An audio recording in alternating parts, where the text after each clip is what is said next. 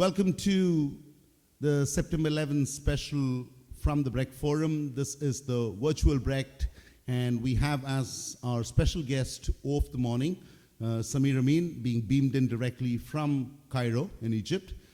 Welcome to the Brecht, Samir, and we hope to make this a regular feature with you being present here in New York on a very, very regular basis from here on. Samir Amin needs no introduction, but just for the record, he is one of the world's leading Marxist economists and has written an enormous amount, covered, the breadth and range of the topics he's covered is an amazing feat of intellectual work.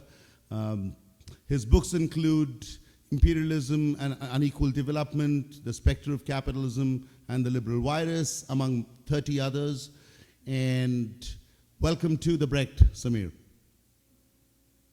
Good morning, and thank you. This is really a pleasure for me to talk with you. Now, I shall first say that the noise and orchestrated by, and the rhetoric developed by all the media around the world, and particularly in your country, for this 11th of September is really a scandal. Is really a scandal, because it is trying to mobilize the emotion of the people in order to hide the real targets of the policy developed by the ruling class of the US, which are representative of monopoly capital. The target is to hide by using the emotional feelings of the people on this day. 11th of September is not a starting point, it's not at all the starting point, as has been presented by everybody, including President Obama. The starting point is somewhere 20 years before, 2 decades before the 11th of September, when the ruling class of the US and with them, of course, the ruling class of the other members of the imperialist triad, I mean Europe and Japan, decided to develop a strategy with a view of establishing their military control over the planet. That is when they decided that globalization cannot be and should not be just a pattern of economic globalization through trade, through transfer of capital, etc., but should be supported by a militarization of that globalization. That was decided quite early by basically Reagan, but also Thatcher in the early 80s, and that is the starting point. Now, why did they choose the military control of the planet? Because there is no alternative for them to ensure the exclusive monopoly of the countries of the imperialist triad for the access to major and important natural resources of the whole planet. They cannot ensure that without the military control of the planet. Now, by deciding in that way, the US ruling class started a 100 years war, permanent war against the states, the nations, the peoples of the South, of the global South, of the peripheries, which includes also the previous global East of the Soviet Union and around. Now, that is the starting point, because in order to develop that military control, they had to invent a pretext, and that was terrorism. Because that would give them the apparent legitimacy for what they decided to be preventive wars, which is the total abolition of international law. Preventive wars, and when we see where those preventive wars have started, it is against Iraq, and Iraq was attacked not because it had weapons of massive destruction, but because it had not. They knew it, and they lied, and they continue to lie. They also needed another pretext, which was terrorism. They knew that whatever bad was the regime of Saddam Hussein, it had nothing to do with Osama bin Laden, with Al-Qaeda.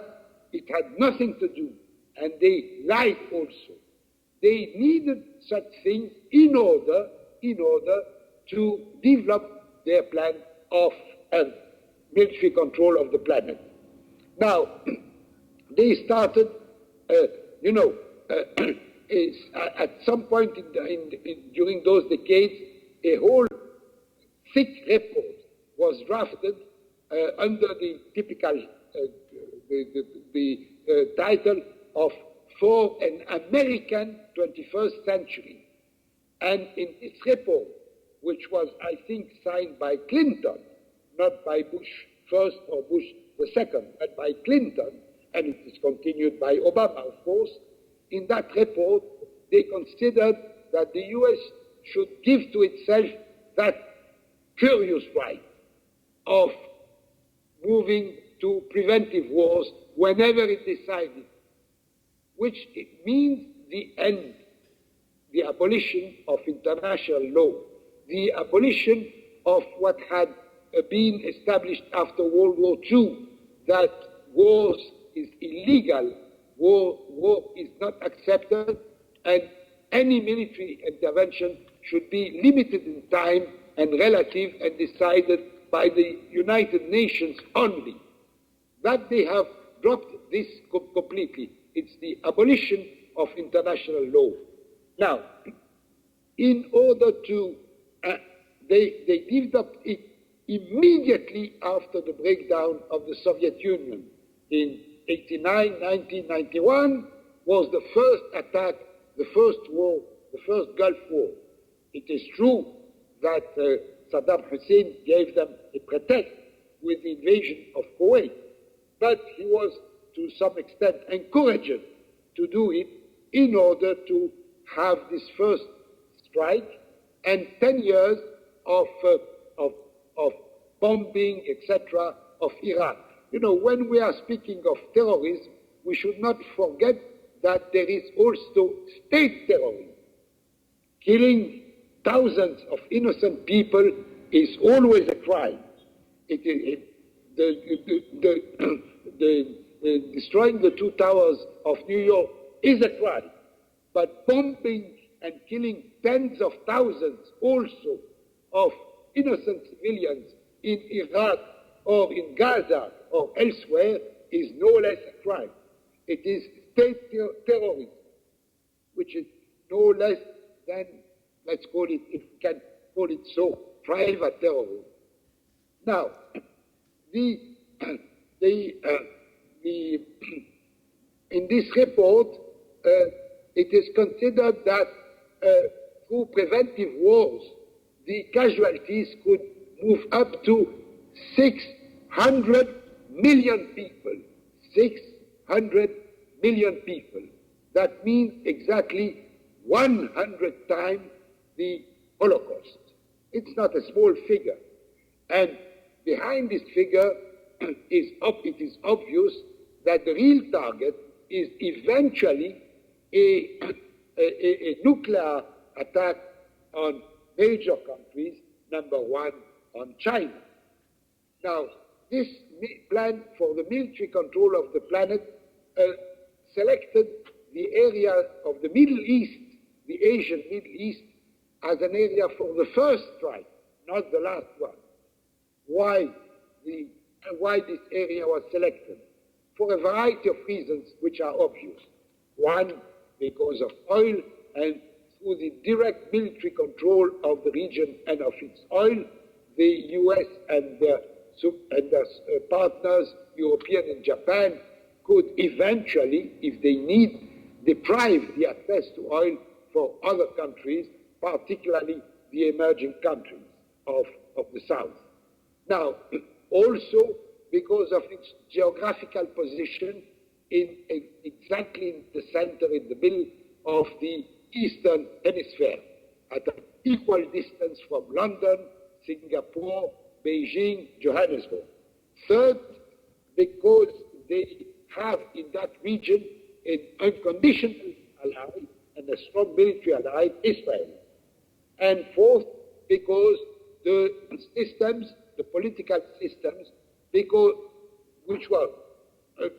of their total, I would say, lack of democracy, more severe than that, their terrible denying of elementary rights of human beings are weak and could be defeated, as has been proven, at least military defeated easily. Now, this is the beginning of the story. And it developed throughout the 90s and the first decade of the 21st century. Now, that is a strategy which, beyond annihilating completely international law and respect of nations, human beings, that is selecting terrorism. In addition to that, it is a strategy which leads to chaos. I happen to have written a book, The Empire of Chaos, in 1991. It was published by Monthly Review, or Z, I don't remember, in 1992. Empire of Chaos. And there were comments in the United States. Yes, well, chaos is disturbing for the people who are the victims of it, but it's not a problem for the US. Which means also, and that will lead us to the last point with respect to the curious relation between the US establishment, particularly probably the CIA, and the so-called terrorists. The United States establishment and CIA has always supported terrorism, provided it is not against them, directed against them. Don't forget that the Taliban of Afghanistan were trained, supported, financed by Pakistan and by the CIA, and that they were called freedom fighters as long as they were fighting the so-called Soviet, but more than the Soviet, the local popular government at that time of Afghanistan. Don't forget that. Don't forget that.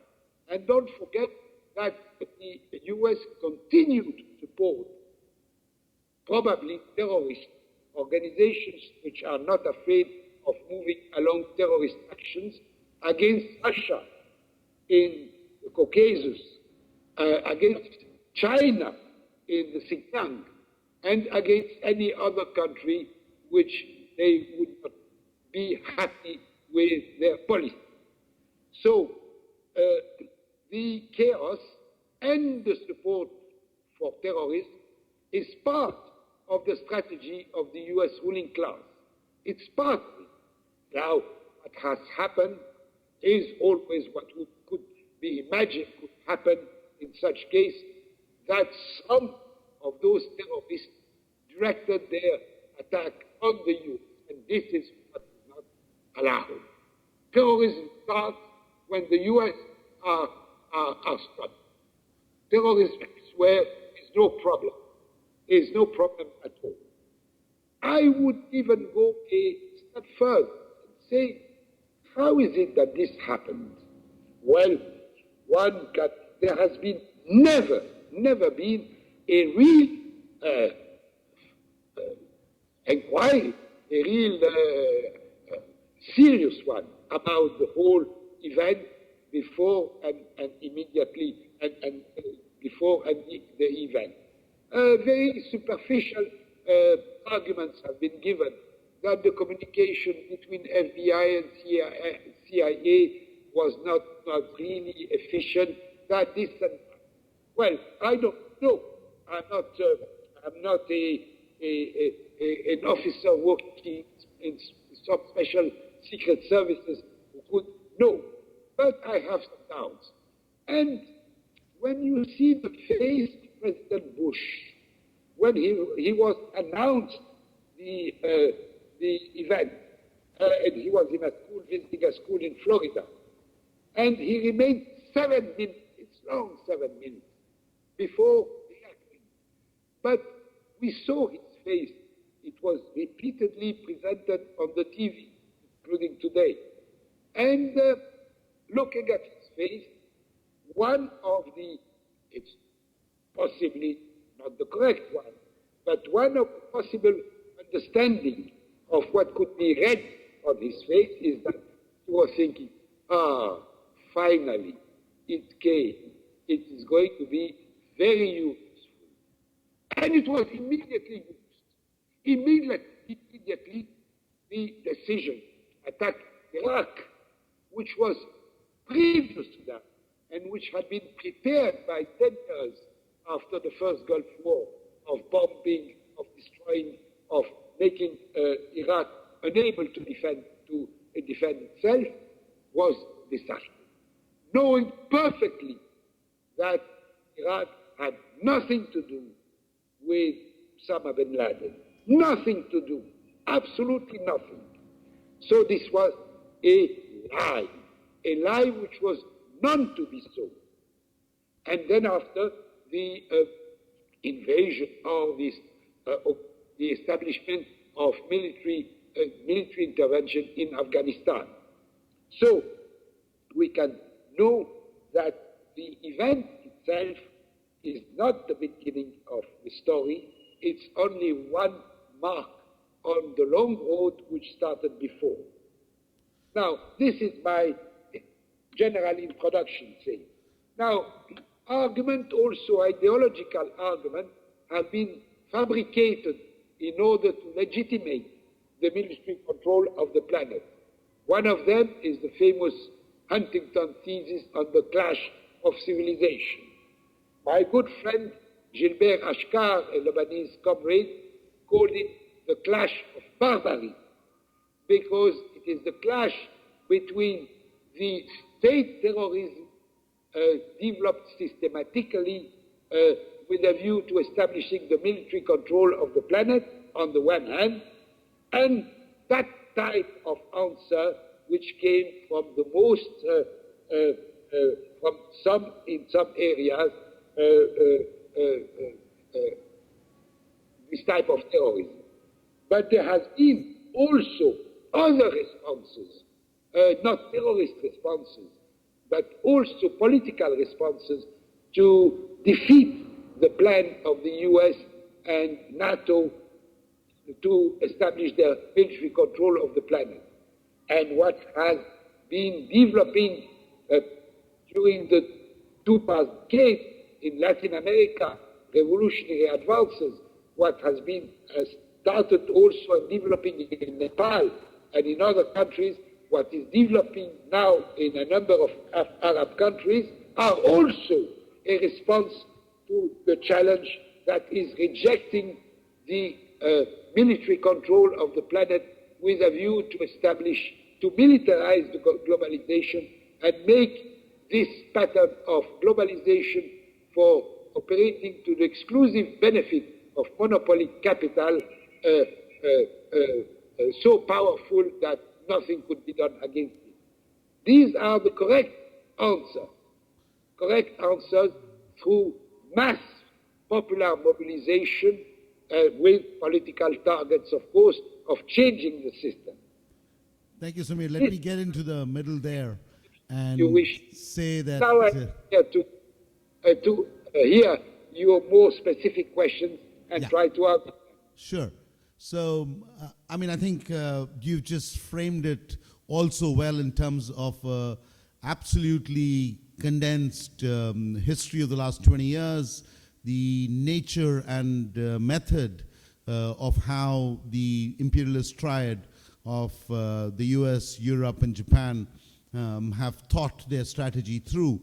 And especially, I'm glad that you brought in the Huntington thesis, because we'll return to that in a little bit.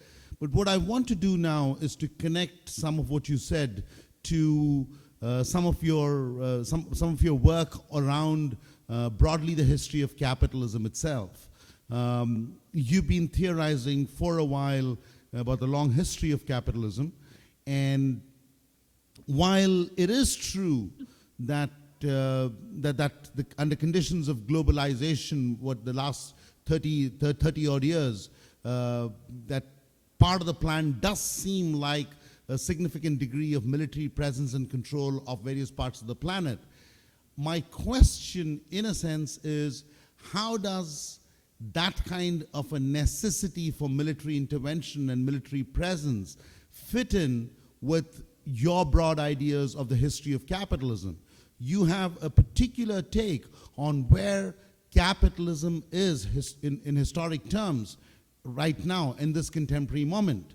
So in relation to that idea of where capital is in historic terms at this current moment, why a need for military presence and a strong imperialist arm? Good. This is a very central and good question. Indeed, as everybody knows, capitalism is moving into a crisis. But here also, just as for the 11th of September, most the conventional economists speak of a financial crisis which erupted in September 2008.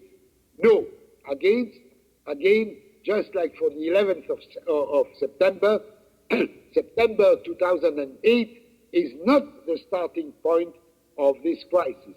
The starting point is 30 years before, 1971, when the convertibility of the dollar in gold was suppressed, and when the 2 or 3 years later, 1973-75, the system of floating exchanges was established. Then the crisis started. It was a monthly review at that time, Harry Magdoff, who wrote in the middle of the 70s of last century, the 70s, a beautiful article speaking of the beginning of a long crisis, observing that the rates of growth and of investment in the expansion of the productive system brutally around 1975, went down to half of what they had been before during the 30 years of post-War II, 45-75. Half of it. And not only for the US, but for US, Europe, and even if it was not the case for Japan, it came later for Japan also, half of it. And they never recovered the levels that they had known before. So we can speak of this long crisis. How did capital react to this long crisis? By a higher degree of centralization of capital and monopolization, by deepening the globalization, and particularly through the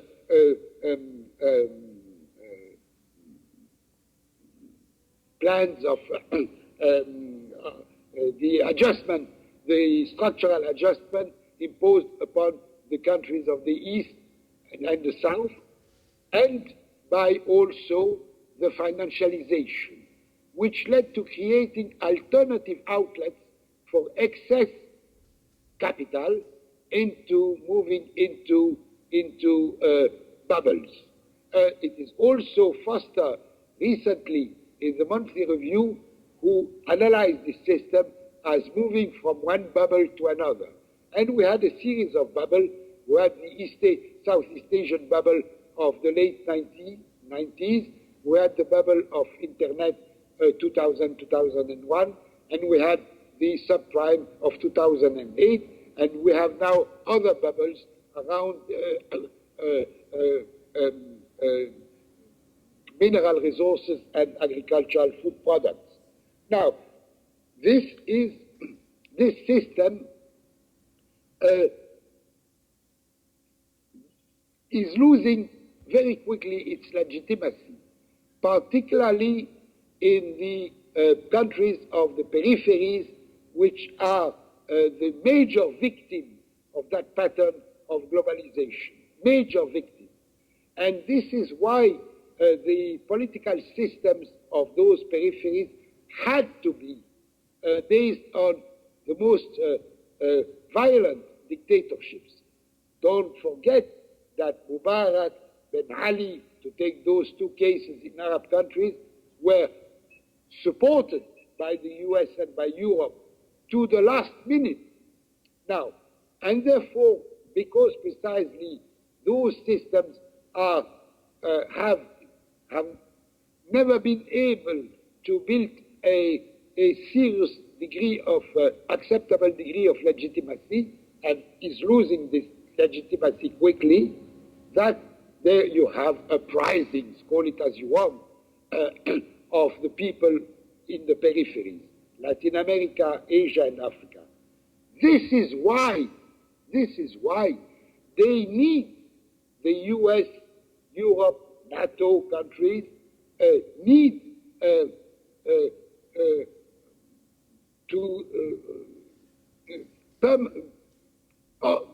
often to military interventions. Now we have seen the case with Libya. Libya is something very different from what happened in Egypt or in Tunisia. It is not the pacific demonstration of the people. It was from the very start armed groups against other armed groups, the regime. I'm not defending at all Gaddafi, but he was,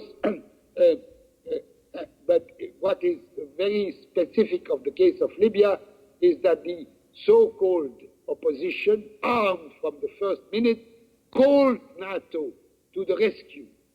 And the target here for Libya, and I've written a short paper recently, is not only oil, because they have already the control of this oil, but more important, the water, the immense water resources of Libya, underground water resources, not renewable, which could have been, and this is the only useful use of that water which could be done for the African Sahelian country. Now the page is over. This water, if used, will be used to produce agrofuels for export to Europe and perhaps to the United States, I don't know. And the third is to establish in Libya a permanent US military basis in order for AFRICOM, which is still based in Stuttgart in Germany, to be based in Africa, and that represents a direct menace against Egypt, against Algeria, and the Algerians know it, and against the countries of the African Sahel. Now, these are the reasons why they cannot afford, but have to establish or try to establish or reinforce the military control of the planet. And I say that, I repeat, with a view to preventing eventually a successful economic emerging country, such as China is number one, but as well, or even if less, to a less degree, other countries of the peripheries, I'm thinking of India, Brazil, South Africa, and others, to have access to those natural resources, or they would have access to those natural resources under permission only of the US and NATO countries, which put them in a situation of accepting to be continuously subordinated. Let me get back in there, Samir. Let me pose one more question before bringing in a couple of other interlocutors. Liz Mesters is here, Ganesh Trichur is here, and they all have questions ready for you. But one of the ways of thinking about the contemporary, the current moment, is to think about it as the very imperialist adventure that the United States and its allies are on is itself cutting its own feet from under in terms of what's happening with the development of capitalism. What I mean by that is one of the most important features of globalization, as you pointed out, was the kind of the hegemonic rise of finance capital as the dominant form of capital, and its kind of deregulation as part of the spatial fix of capitalism as it ran into the crisis of the 1970s, the crisis of profitability. And in that context, as finance capital spreads across the world and hegemonizes the world, there are contradictions within the national space of the United States that are accelerating. And the imperialist adventure, especially given that the imperialist adventure doesn't seem to bear the results that the American ruling class hopes that it will bear, in terms of the fact that, for instance, the oil contracts in Iraq, the Chinese have walked away with most of it, right? So it goes into an imperialist adventure. The imperialist adventure doesn't necessarily produce all the results that it wants to produce. And simultaneously, because finance capital now is a global phenomena rather than a national phenomena, the structure of the national space and the contradictions developing within the national space are only accelerated by the deficits produced out of the imperialist adventure. So do you think this is a strategy that's sustainable? It is a strategy. It is a strategy. They continue to implement that strategy, but it is, as you said, I think it's not sustainable, and it will finally fail. After all, people can develop a strategy with a view of achieving their target and fail, and that is going to fail. And we can see it from after easy military victories in Iraq, in Afghanistan, in Libya. They are completely in a blind alley. They are unable to establish a system of government in those countries which can be reliable for them and simultaneously benefiting of some legitimacy. That is a political failure. Now, what is also the other dimension of the comment which I share that you presented is that we have reached a point where, for its own reproduction, monopoly capital needs not only to plunder the resources of the whole planet with all the ecological disaster, not only to overexploit the cheap manpower of everywhere as far as they can, but also to attack the working classes in the centers themselves. After all, those last 2 decades have been decades where we have seen the whole system of the welfare state being gradually dismantled in Europe and the US. And that will continue with the pretext of the growing debt policies of systematic attack on the laboring classes in the West itself, in the center, in the US, in Europe, are developing. And therefore the conditions are being created for eventually some convergence between the struggles of the people of the South against imperialism and the struggles of the working classes in the North against the domination of monopoly capital in their own country. Right. Let me bring Ganesh up here to ask you the next question. Ganesh, do you want to come up here?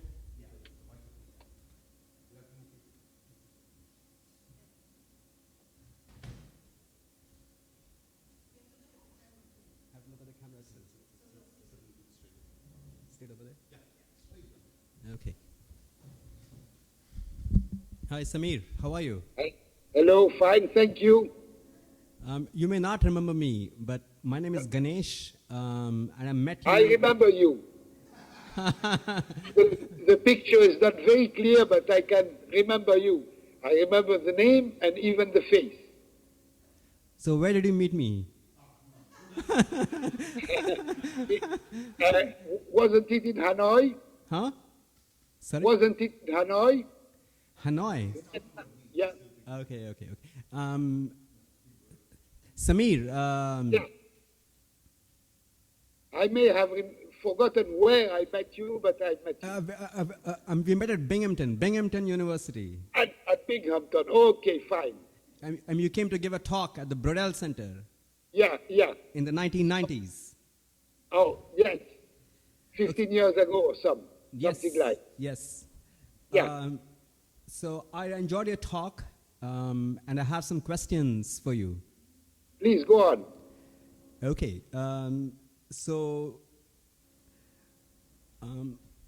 See, you start by telling us that the Iraq war had nothing to do with Osama bin Laden, that it had everything to do with the U.S. attempt to control the planet militarily.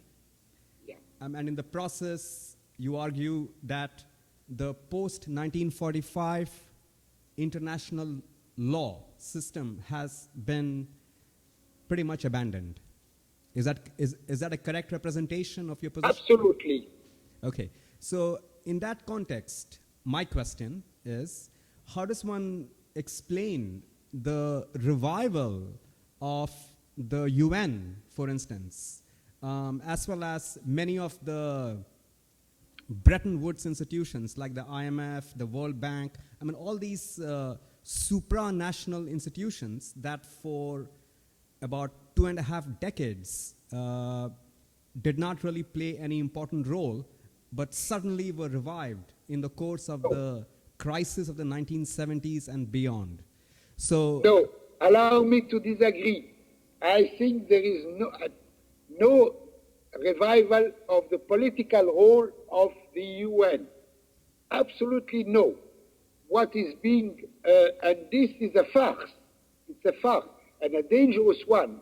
What is called today by the media as usually the so-called international community, I put it in a polemic way, is the US ambassador followed within 3 minutes by the ambassadors of all European countries. That is not the UN at all. And we can see it how even when the UN gave, and that was a mistake, a semi-permission of the Western power to move into Libya in order to protect civilians, how immediately after that NATO has moved out of what was allowed to do by the UN. So there is no revival of the UN, it is a fact. Now, if we look at the institution of Bretton Woods, and particularly IMF and the World Trade Organization, these are more important than the World Bank. Well, I don't know if we could speak of a revival. Of course, they are in the middle of the battle because they are there, and because there is a global integrated monetary and financial system which is in crisis, which works, which doesn't work really, which works less and less efficient. IMF is in the middle of that. IMF, and we could see it by the proposals of the so-called Stiglitz Commission, which was commissioned by the General Assembly of the UN, is unable to move ahead an alternative pattern of managing the global economic and the global financial and monetary system. Okay. You know, at a meeting of the G20, not the last one, the one before, just after, well, in 2009, I think, Hu Jintao, the president of China, had a smile. I read it as an ironic smile, and said that, well, at some point we shall need another monetary and financial system not based on the US dollar. Okay. Which reminded immediately of what Keynes had proposed in 45. So speaking of revival is, I think, moving too far. There is no revival. Okay, yeah.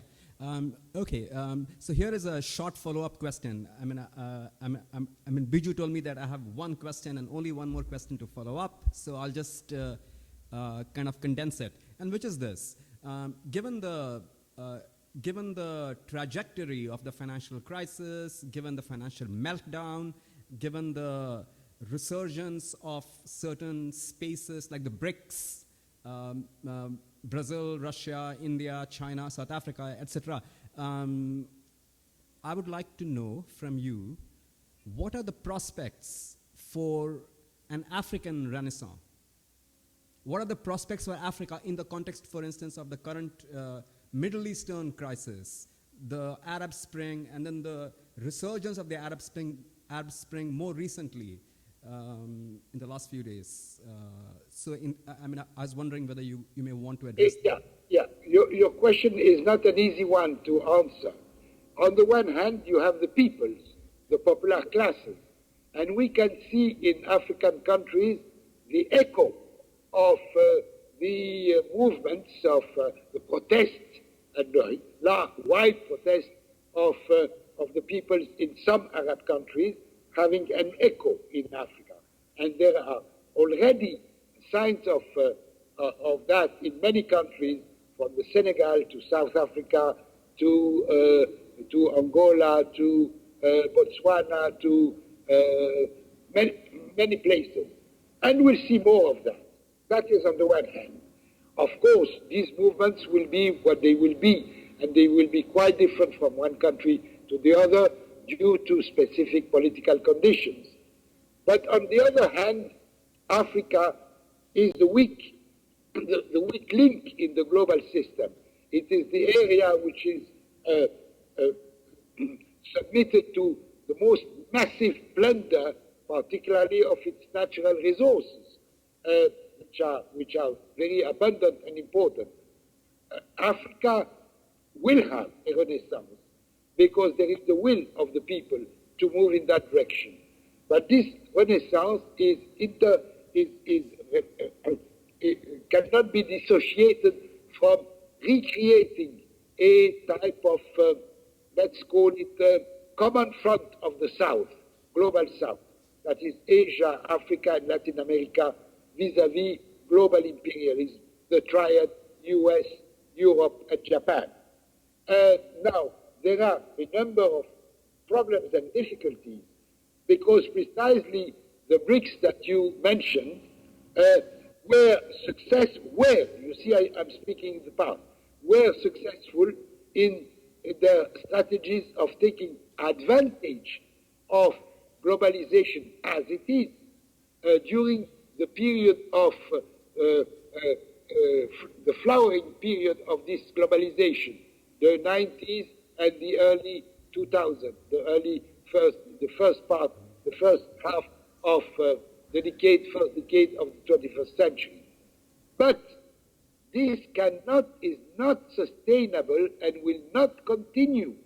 And starting from now, there are strong indications that either those BRICS will turn more towards an inward-looking pattern of development, or they would pursue the illusion of continuing to operate within the globalization system.